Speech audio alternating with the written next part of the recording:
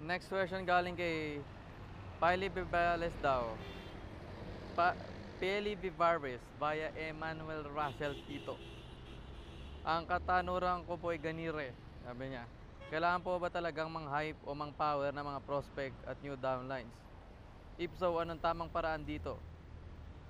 Okay, ano, nang hindi daw masabihan na nga, hype naman kayo eh. Okay. Ah, effective ang hype kasi ginagawa yun sa marketing.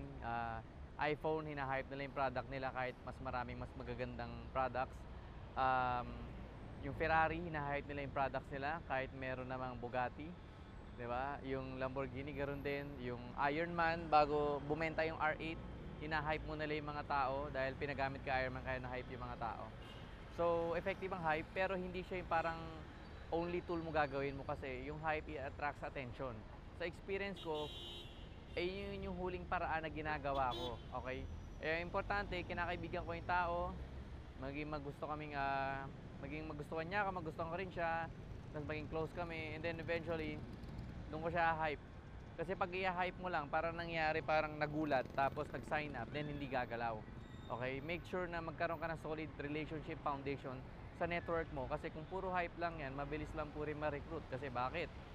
Ang hype, ah, mare, ma, marirecruit yung downline mo pag kinhype mo siya kasi pag gagamitan ka lang kabilang ha-hype din ng kabila, okay, ng ibang tao. Pag halimbawa kumikita ka ng malaki, pinakita na mas malaking kita, edi basag ka. 'Di ba? Kaya maraming tao nababasag nambabaliw ng hype. Pag pinakita na mas malaking kita, nababasag. Pero yung relationship, ang hirap po niyan tanggalin Halimbawa, yung parents mo, sobrang solid ng relationship mo diyan o sa best friend mo, sobrang solid ng relationship mo diyan. Kahit na meron pa silang ma-encounter na bagong kaibigan, bagong friend, hindi mo pagpapalit yung parents mo o yung friend mo di ba? So yung hype, parang last tool mo yan, pero ginagamit din siya kasi yung mga tao naghahanap ng resulta, naghahanap ng proof. So pag naghanap sila, doon papakita. Meron akong makakilala na nga-hype kahit di naman kailangan Halimbawa, yung iba, hina-hype nila yung mga tao hindi naman nagpapa-hype. So ngayon, nayayabangan sa kanila. Ang mga tao lang na dapat hina-hype, usually, yung mga taong kailangan din nun. Okay? Through experience, malalaman mo kung sino yun.